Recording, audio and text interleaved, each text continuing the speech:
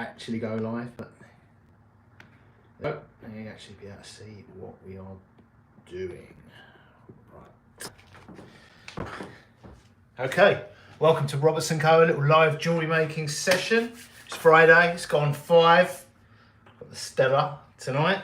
I'm going to turn on the YouTube copyright free music first of all. I've actually closed the window, so the sound should be better than the live streams with the window open. The weather's getting cooler. Right. Most important thing first, let's crack open the Stella. Actually got a matching Stella glass. And a matching pair. Fancy. Right, tonight I need to make, again, a 1mm stacking ring. But again, I think I've said this in previous over the last few days, weeks, I've definitely made this ring before. I think I've made it a couple of times before. We need to make 1mm 9 karat gold size Q.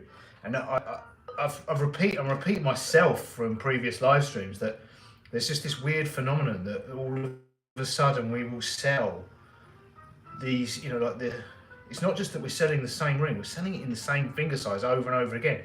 Every day someone's buying it, so it's almost like everyone, and it's not by any means an unpopular size. It's within the range of popular sizes, but it's just odd that everyone with a size Q finger wants that style of ring. It's not. But it will happen with other. It will happen. It could be a 2mm D or a 3mm core. It was just all of a sudden. We'll just sell the exact same thing in the exact same size over and over again. It's odd. It keeps happening. It could be tie clips, something like, all of a sudden 5mm, 6mm tie clips, which is the least popular. We'll just sell loads of them not in the same day necessarily, but multiples in a day, and then day after day after day. Right, cheers guys. Friday. Stella. I don't know why. I was going to say I'm going to try Stella. I've tried Stella many times. I can confirm I've drunk, I don't know how many litres. What's the next step up from litres? Gallons? Drums? Kegs? I've drunk my fair share. I can confirm that Stella's alright, usually.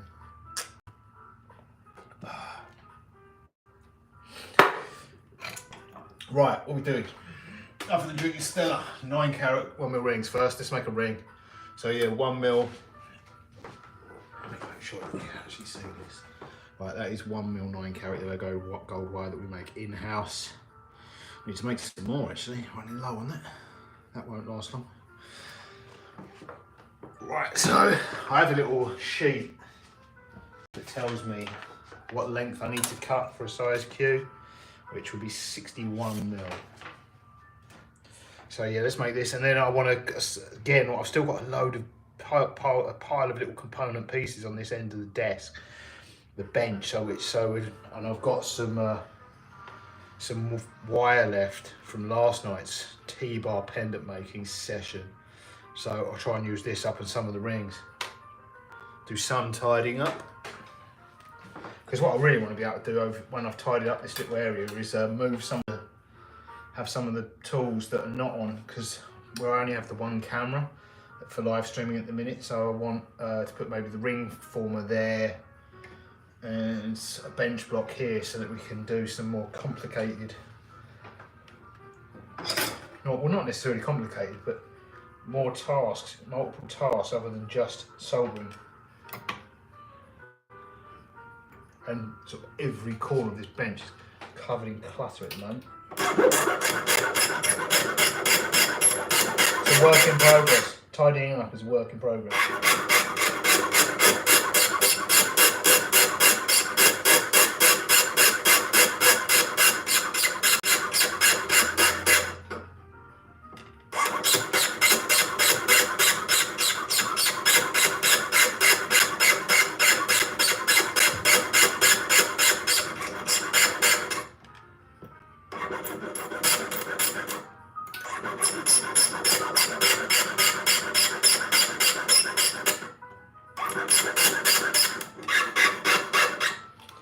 But yeah, I've been live streaming most days because we need content, and there's no particular point to the live streams other than just sharing what we're, sharing the journey.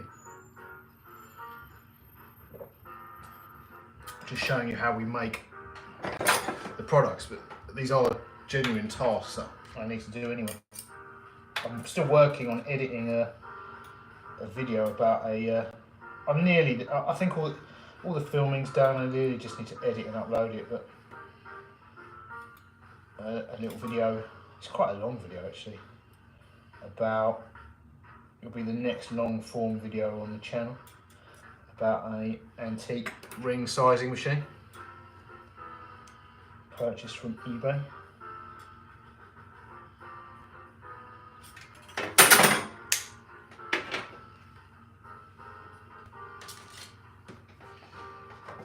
Trying to get that done over the next few days. Although I really want it done at the start of the week.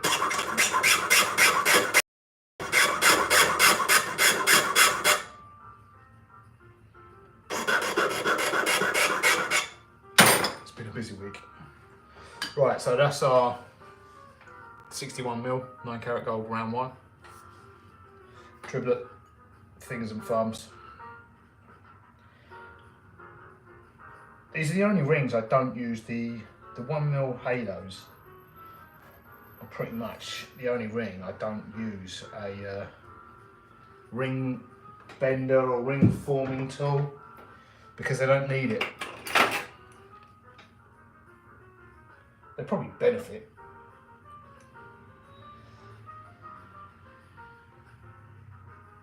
From using, but all the other sizes and profiles, I definitely recommend them. I use them for everything because you get a nice, it sort of straightens them, and it doesn't just round them, form them.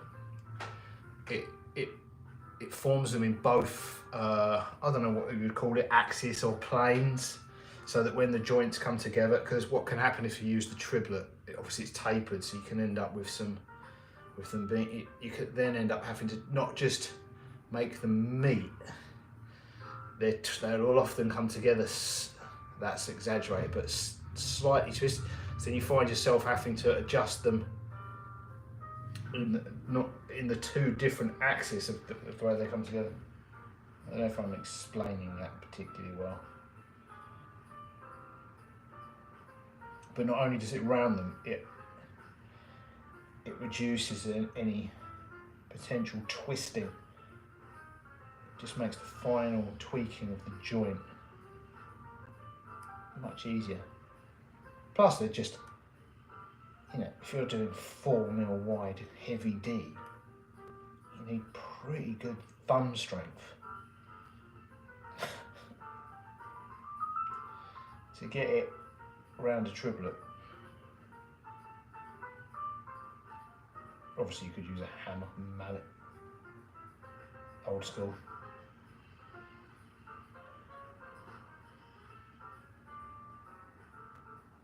Which when I started out, that was what we did. We didn't have ring forming tools. With a triplet and a rawhide mallet.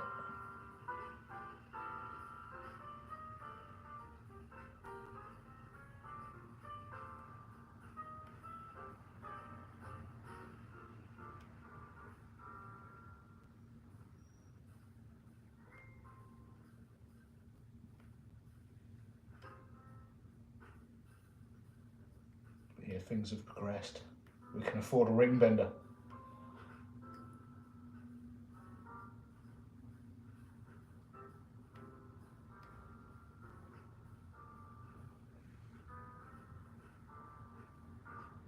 We can afford I've got about 3 of them actually, because there's one on the ring stretcher.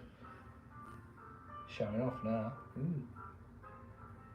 I've actually got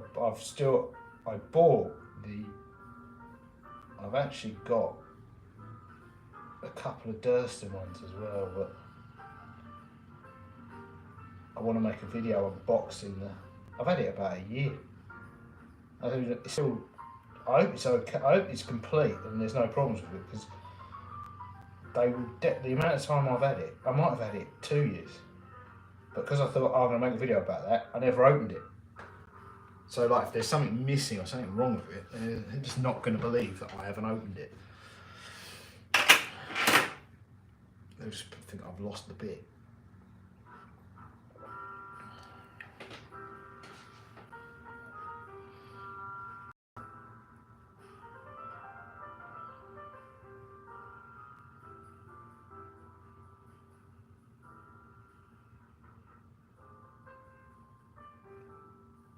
I think I bought it. I bought it in their Black Friday sale. I don't think that was last November. I think it was the November before.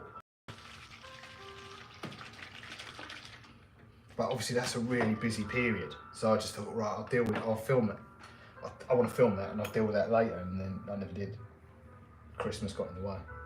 Black Friday got in the way, and then that's just crazy time.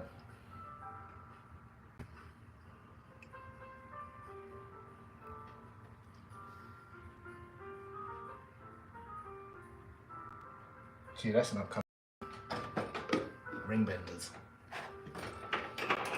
But it's been upcoming for 2 years.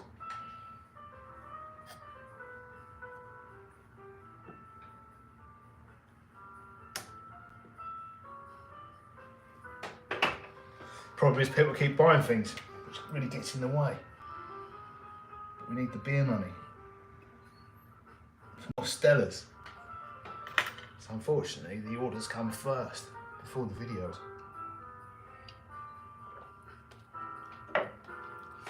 Right, fluxed, the joints lined up, fluxed, gold holder, beneath the joint, capillary action, and then I'll rotate it and use gravity. All of the physics going on. Should have paid attention in school, there might be more that I'm missing.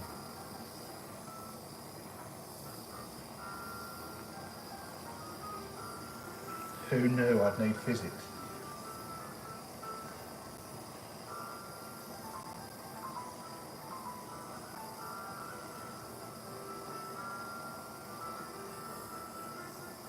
And maths. There can't be many people with a job where you actually need to use pi. You have to use it to get the size of rings all the time.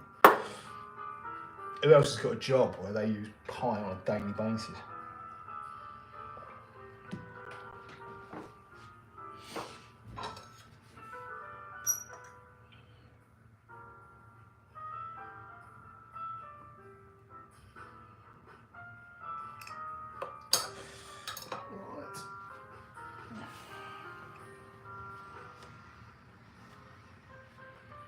Clean that joint up. Do I have a raw mounting heat? Clean the joint up, tap it round, and then this will need. I'll finalise the size on a ring sizing machine.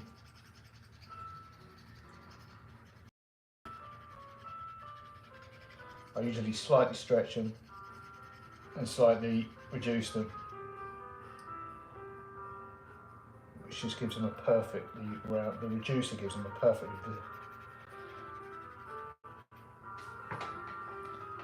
The reducer gives them a perfectly round shape.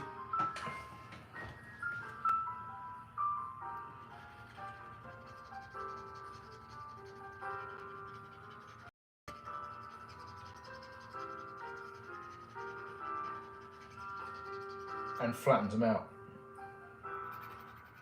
So it ensures that they're both perfectly round and perfectly flat, reducing them.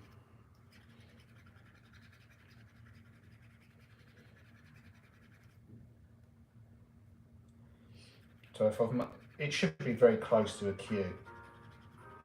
And if it's slightly too big, I can just reduce it. And if it's slightly too small, I will stretch it up to just above, to a fraction of the size above a Q, and then reduce it down to flatten it out and make it perfectly round.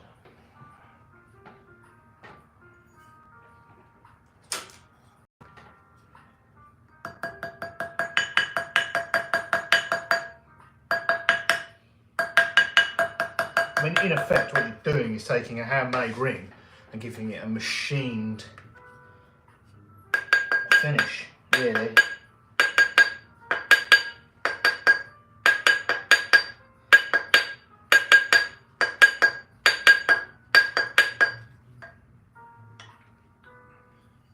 Because obviously people want handmade products, but they don't want it to look like a school project. An Etsy fail. Right, see what size that is. Aiming for a Q. Slightly over, which is good, because then we can go, well, if we had a boss who was counting the cost of gold, they might not say going slightly over was a good thing, but yeah, slightly over, it's a fraction. We're not even, we're just a these are leading edge. All of these ring sticks, they should be leading edge, so it should be, that would be just below the line is a size Q, if that makes sense. So that would be a P.5 on the line, and that would be a P. So we are just over, so which is really where we want to be, because we can just reduce that down to a Q, and the reduction process will make it both perfectly round and perfectly flat at the same time. Yeah, looks pretty round now. That's as round as you can get with a triplet, but it is not perfect. So yeah, once I get this bench clear, then I can put like I'll be able to. That's why I want to tie the bench, because then I would be able to move the rings.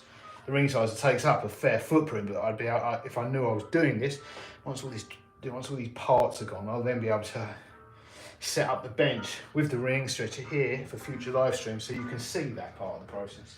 But for now, we'll have to move on. Let's make some T-bars. So I've got all these rings here that I've made. I made loads of them for some reason. But yeah, these are the component parts. I'll show you a finished T-bar.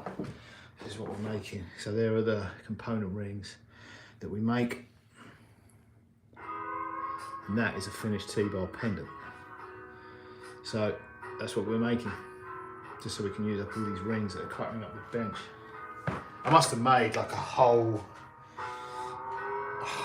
steel rod's worth of rings, and now they're just getting in the way. And there's the silver wire we straightened out. I've got a couple of machines for straightening out wire and turning it into rod. One of them's from China. Really, the problem with the China, I've got a Chinese one, it's massive. It does a really good job, but you need really long, like metre-long pieces of wire to start with. And then I've also got, I think I got it from Holland quite recently, I've got a really small 3D printed one, which is great. You can do really small, short pieces. You can straighten out really short, small pieces of wire. So yeah, and the Chinese one's an impressive piece of kit, but it was about 800 quid, maybe more. Shipped from China though. It came in a crate. Whereas I think the 3D printed one was still about 100 quid, which for a piece of 3D printed plastic, the Chinese one's arguably better value for money. It's about 20-30 kilos of steel, and a lot more machinery went into it. It's a video for another day. Wire straightening equipment. I need to get some spare rollers from the Chinese as well at some point, so I can do different thicknesses of wire.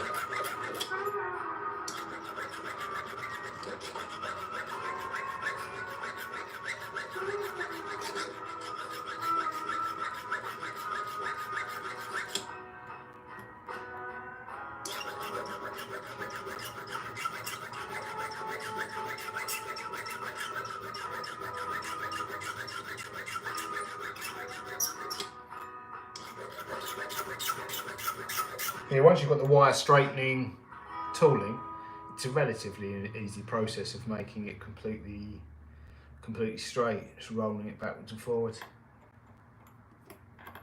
and rotating it.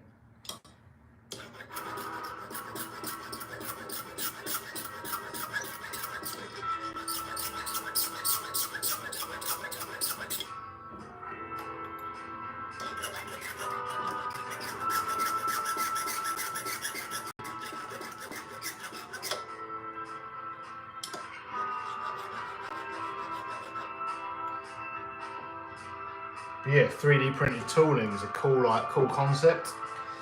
So yeah, I got myself a 3D printed wire straightening tool.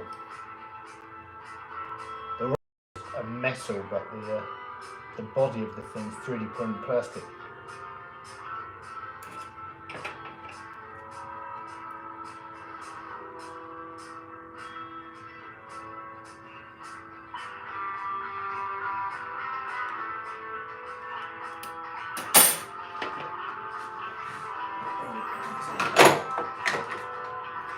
There it is.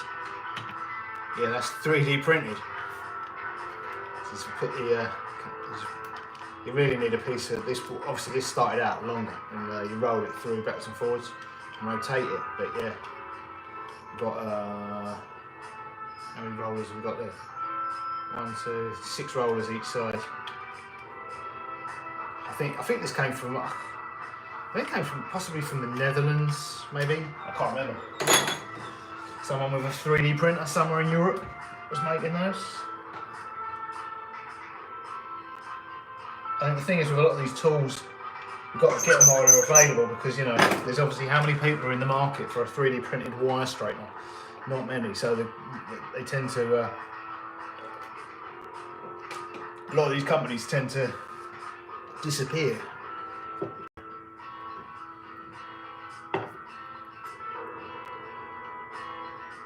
Or they just move on to, you know, he'll have some other tool that's a real hit and drop all the unpopular ones. Or like the jump ring making lady, the jump ring mandrel making lady in Russia.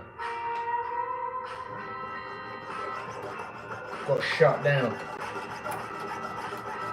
by Etsy. Really great tools.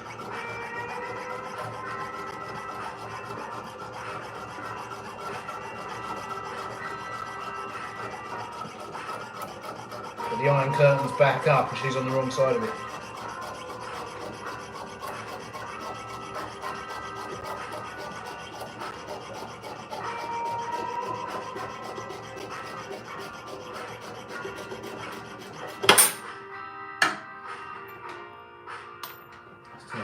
But even the big companies are as bad.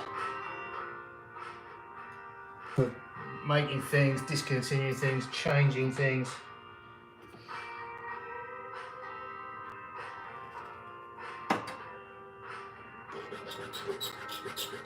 Like my Destined rolling mills,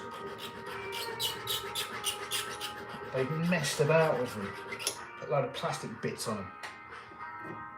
So like my original ones are much better than the new ones. The little plastic pointer thing, it's a waste. It's an absolute waste. I've got to make a part for the Destined rolling mills. Like the old metal wire pointers work, and the new plastic wire things don't. It's too thick. The plastic's too light and too thick for the small holes.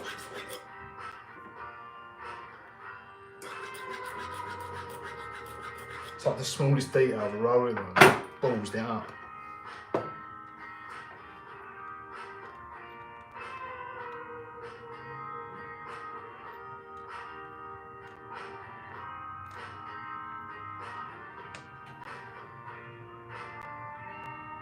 Luckily, it's a part we can make. Could make it in silver, it probably only cost about £5. I might make a brass one rather than a steel one. But yeah, I need to make one. It's annoying.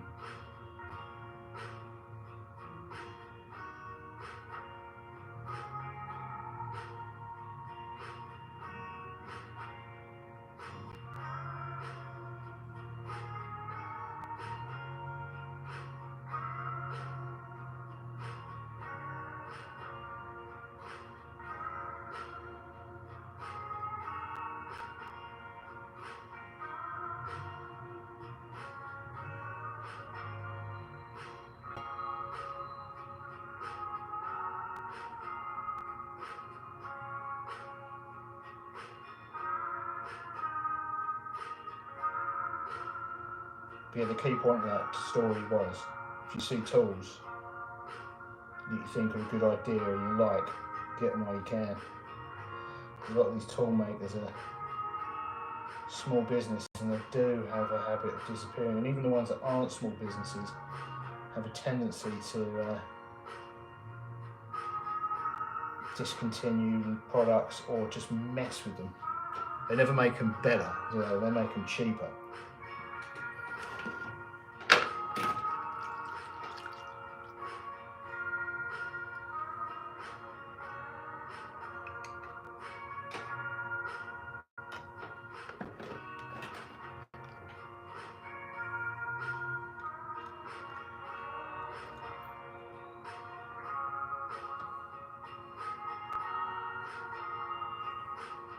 Ring sizing machines is the ring sizing machine video I'm making is a perfect example of that.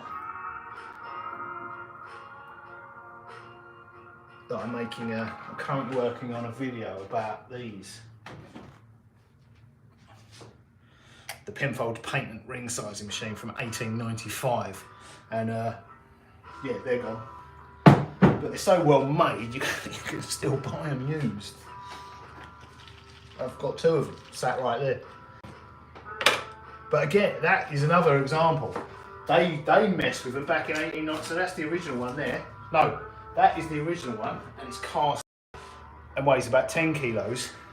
And that is a later version. It feels like cast aluminium, and is about half the weight. It doesn't work quite as well. So, you know, making things cheaper is nothing new. They went bust by the 1920s. So at some point between 1895 and probably 1914, they decided to switch from cast iron and steel parts to cast aluminium. And ballsed it right up.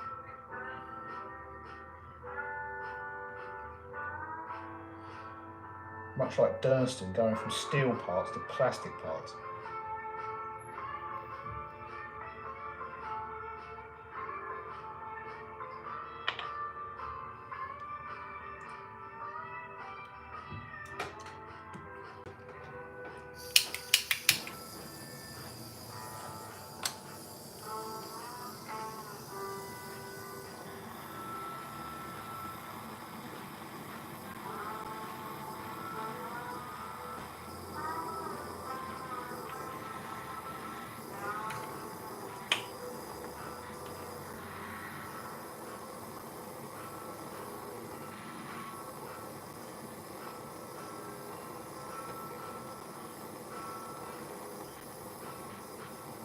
I've got a hydraulic ring stretching machine as well, which is just ridiculous. It's German. Again, I didn't buy them. They were available when I started out. I remember them. I think they were about £1,000. Elmer Ring Craft.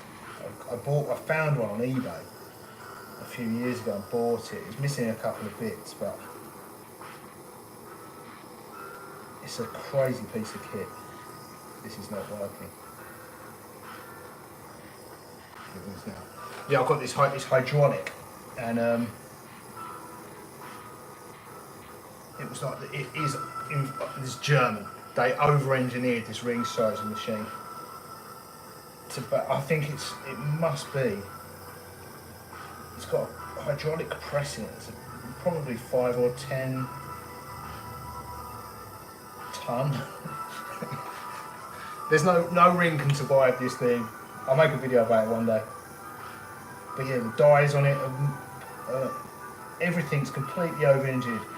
Back when I started out, they were available for a little while, but they were I think, back then ring stretching machines were probably, the basic one was probably £100, and the top of the range one was probably £200, the Italian ones. And that was made in Italy ones. And these were about 1,000. And then there were add-on bits. If you wanted the full package, you're probably looking at about £1,500. Maybe more, maybe £2,000 in the 90s. Because what I've also got with it, which I remember them being problematic. It came with an induction heated annealing electric thing. You plug it in, push a button and it will anneal the ring using it in seconds. It's got like an induction, it basically came with an induction furnace. It's nuts. But yeah, they discontinued that.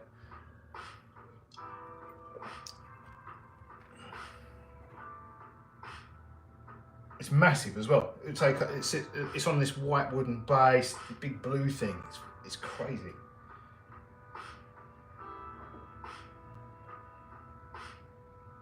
I don't use it much. It's a cool thing to have. I'll make a video about it one day, set it up properly. I've never used all the bits that came with it.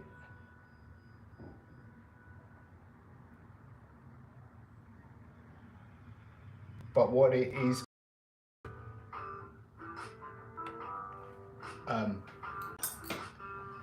it's really big and really small rings, and it has these like plastic. It has the dies for enlarging rings. They've got these rubber bits on them. They're falling. The only problem is there was the rubber parts of them. They're full because it's really old, and I'm not keeping it in the best conditions. The rubber bits that hold the dies together are kind of perishing now, but I think I only paid about 100 quid for it, 150 quid on eBay. No one knew what it was. But it came with like the multi-sized dies. They opened really evenly. So even if you were using the dies on this German thing on their own, they would stretch really nicely, really evenly. They're really nicely finished, better than any other ring stretch available today. But then they even supplied these Delrin rings that you put inside the ring and then put on the die to get an even stretch and no marking. They thought of everything. They're not even they're a cleaning company really as well. I don't know how they came up with it, but Germans.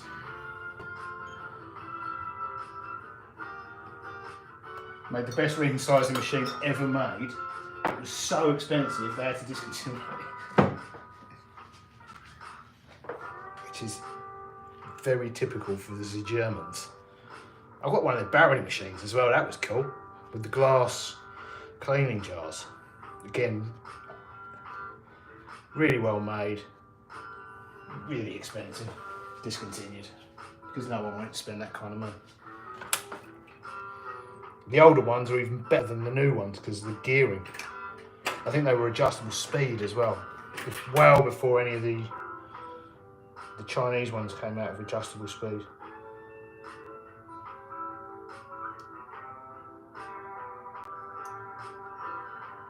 Right, I'm going to re-cook that.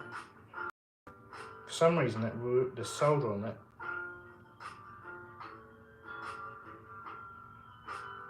really didn't want to flow. It stuck to the outside.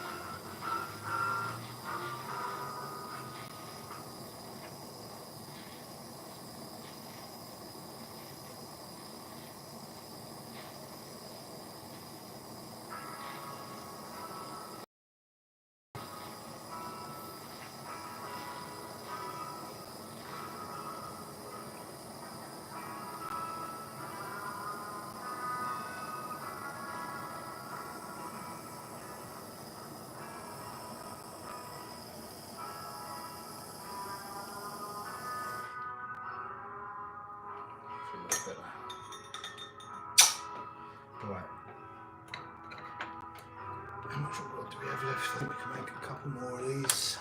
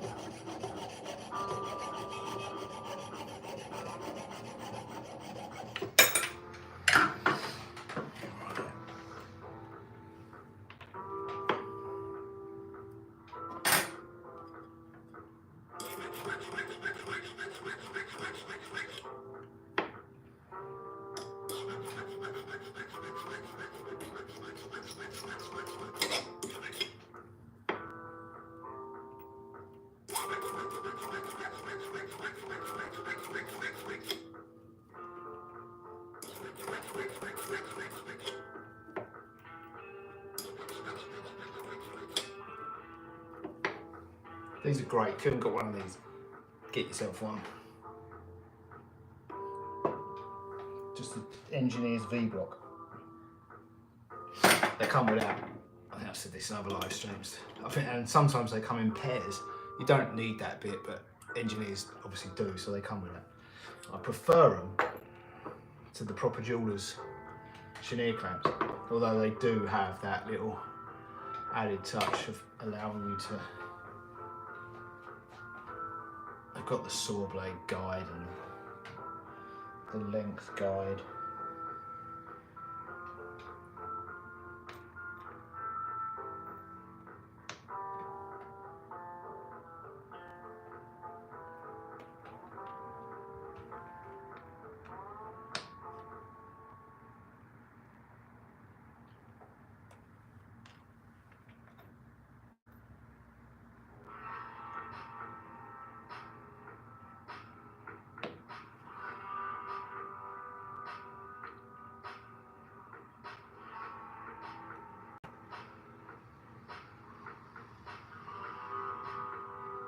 But those V-blocks, I don't know how big it is.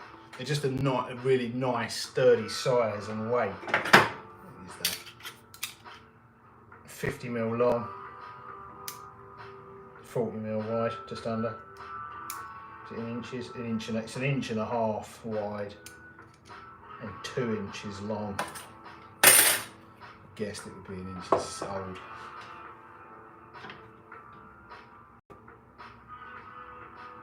Yeah, really good for holding wire. And just the straight edges of them just give you a nice guide. Better than the edge of, I mean, everyone, the edge of most people, the edge of, I've had this pin a long time. I try not to saw into them because I always used that as the sort of straight edge, but it's not straight anymore. So yeah, this gives you a nice, I don't saw against it or file against it, or I try not to because it will just damage the files, but it will damage the files, not the block. The block's perfect, but just visually it gives you a perfect straight edge to work on. Which, unless you've got a brand new pin in,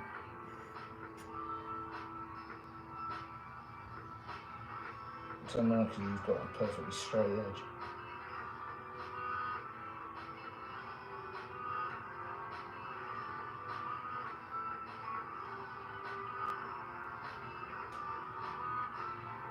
That might be the reason why my pin is lasting a lot longer than many others.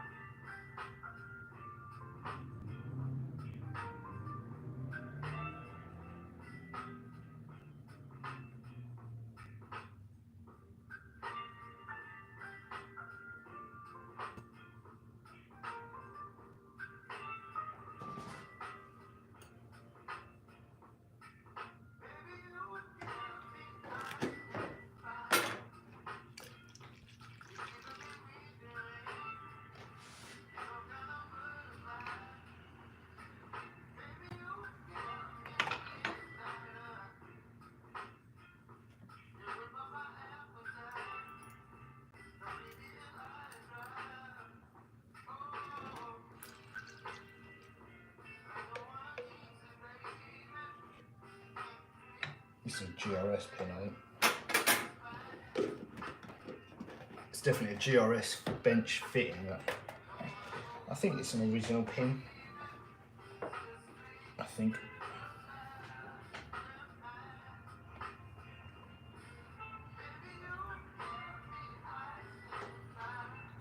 Right, hard solder for these. Let's cut up some more solder.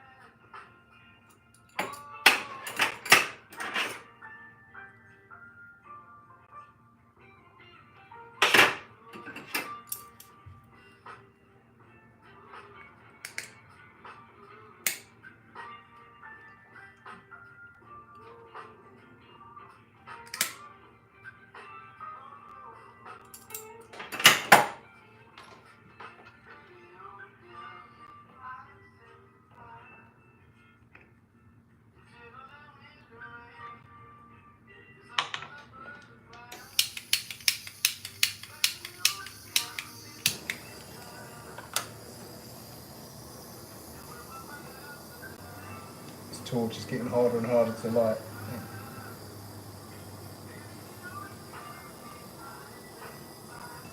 Might be time for a new one soon.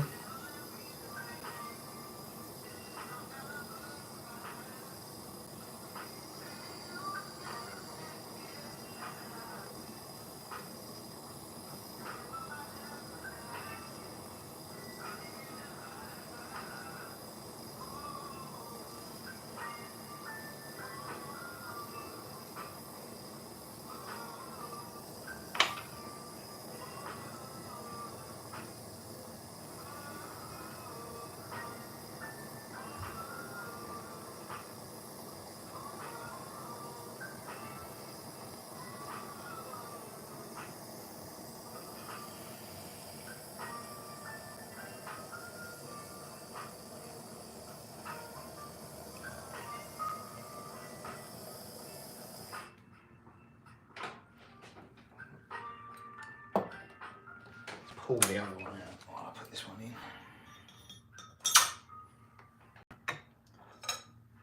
Show you what we've done already.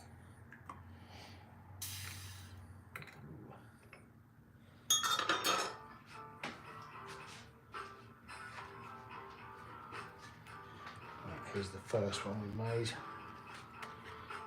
Just make sure the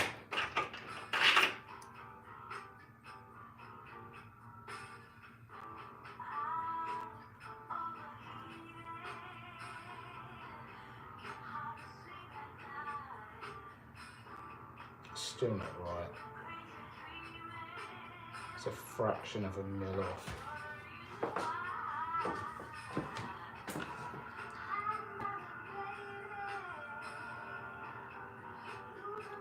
You probably can't, it probably looks fine, but under magnification that is a fraction of a mil off that one. So going again. The Stellar Artois is not helping T-bar pendant production.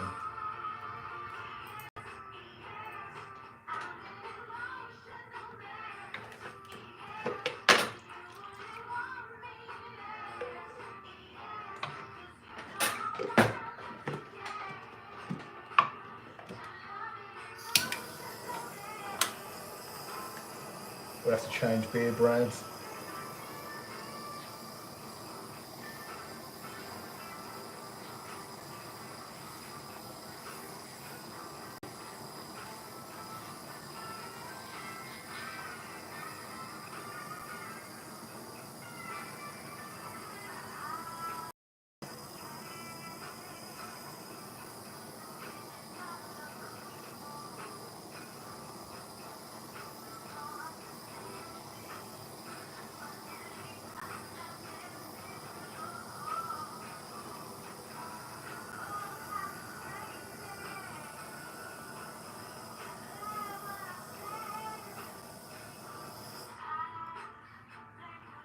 Come on.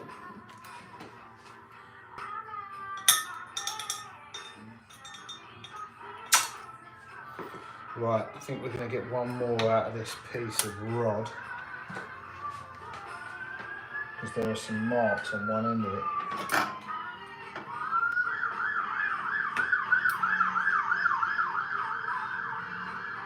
I'm just about going to get a 2.5 out of this one with a little bit of scrap.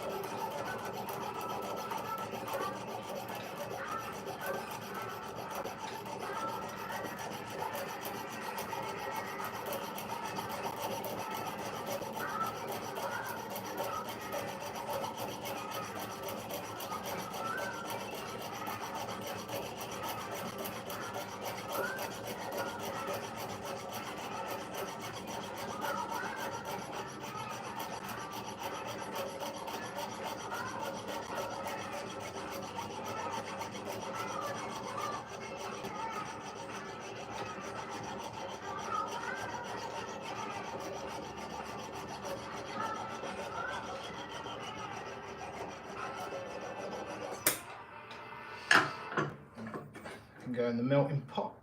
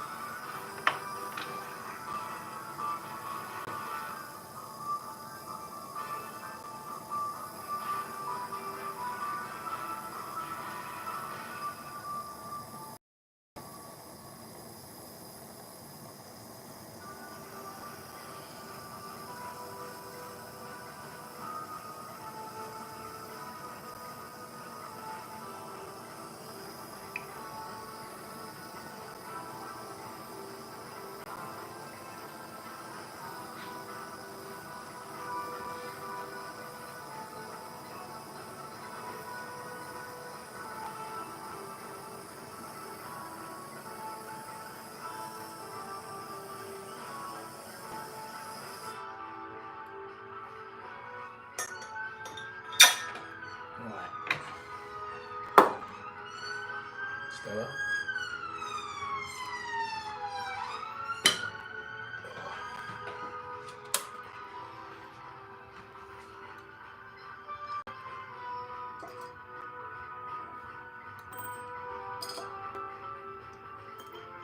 Hopefully these two are ready for pre-polishing with the polishing machine.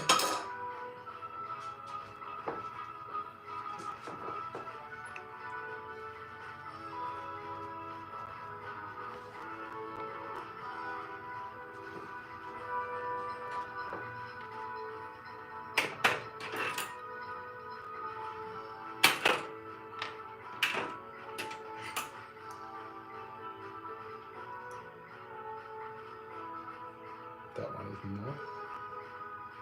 I don't have much luck with these.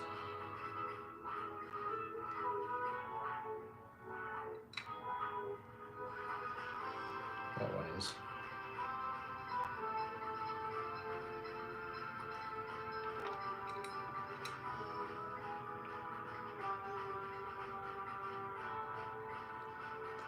The sole has flowed really unevenly. It flowed really unevenly on the other. I'm blaming the Stella.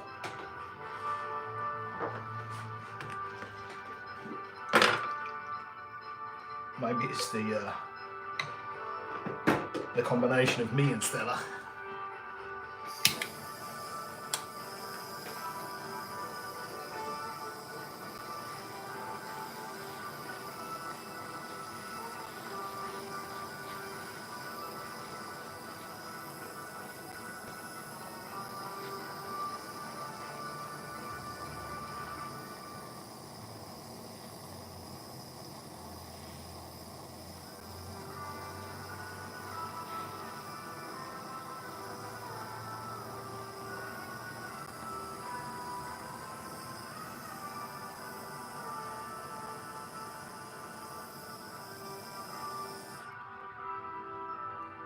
The parts are all positioned well, it's just the sole had flowed a bit.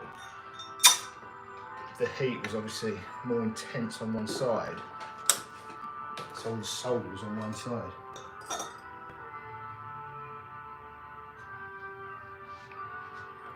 You can use the heat to move the sole, but sometimes it does it all by itself in ways you don't want it.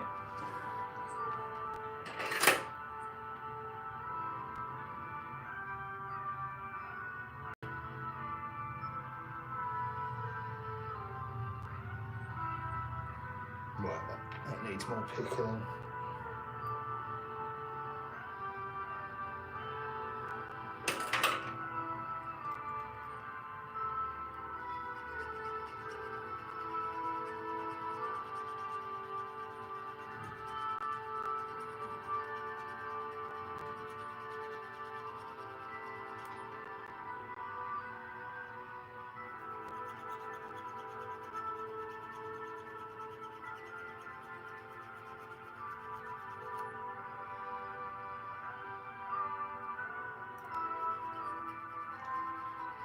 See how this one looks when it comes out of the barrel.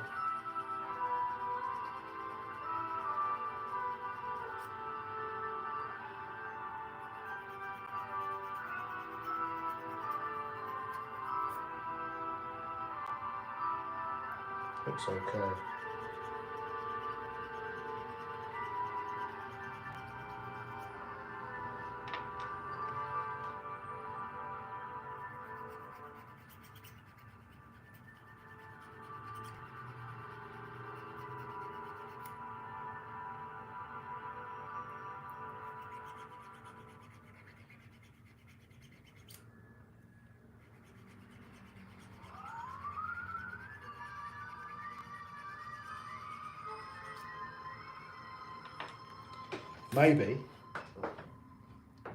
Maybe if I have a little bit more Stella, they'll look okay until the morning. I wonder what we'll do.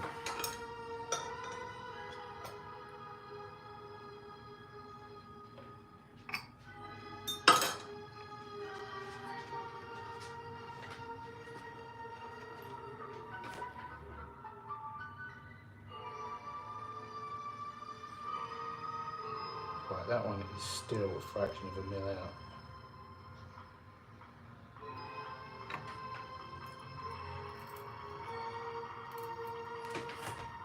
It's probably about 0.1 of a mil off, but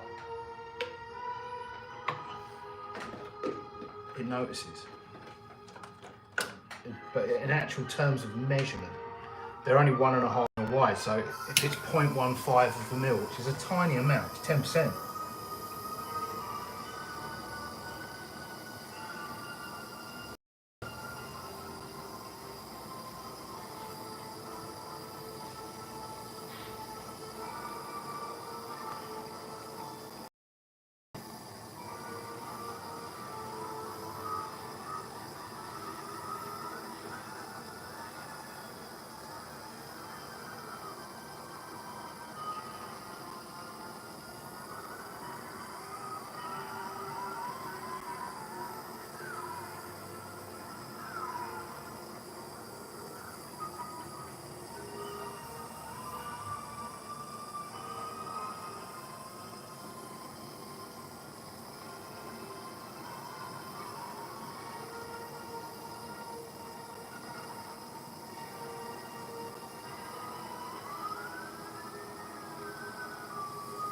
If you watch my other live streams where I make, I think one of them I made 23 of these, and you'll know sometimes I nail them first time very quickly, and others, like this batch of 3, I'm having to readjust and then resolder, realign. Hopefully they'll see it. That will not be ready, but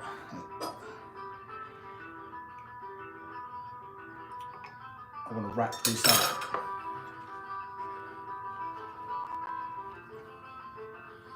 At this point, it's just repetition.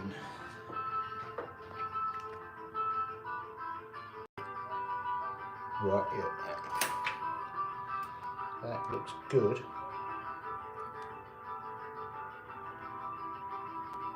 But it needs longer in the pickle. But I won't live stream pickling. I'm sure someone would watch it, but because I'm using cold pickle as well, not hot pickle, and I've explained that in other videos, the reason I'm using cold pickle is I don't like it gives off, I just don't like the fumes when it's sat right there. Like I could put a hot pickle pot right there. They do take up quite a lot of space because of when you've got them on the bench because of the cable. You can get mini pots. But it just stinks. Being that close. If I had an extraction system or a separate bench, so ideally you'd have a separate soldering bench. You'd have a separate bench for everything. One for bench work, one for soldering, one for setting. Living with. Then you live in the dream. But yeah, hot pickle definitely works better. It's quicker. The results are the same using it cold. It takes a lot. You have to leave the stuff in there for a lot longer. And if you forget, like I've done many times before, it weakens the solder joints. So you have to. You can't just leave it overnight and expect everything to be okay. It will look okay, but it does. Yeah, if you leave it, you need to leave it in the pickle longer if it's cold. But if you forget it and leave it too long, it can. It doesn't always, but it can weaken the joints, especially on rings. So there we go, there's the 3 T-bars we've made. They are going back in the pickle, probably for half an hour. And then they'll be ready to pre-polish. So we've made those and the gold ring. So we made the size Q 9-carat gold ring. So hours work. And we've drunk a pint of Stella. Not bad for an hour's work. 3 pendants, a gold ring and a pint of Stella. Right, thanks for watching, and I will see you very soon. Next live stream, hopefully I'll get the next long form video done about that ring stretching, the pinfolds paint and ring stretching. Hopefully I'll get the edit finished and that can go live. It's quite a long video, but thanks for watching. I'll see you in the next one. Toodles.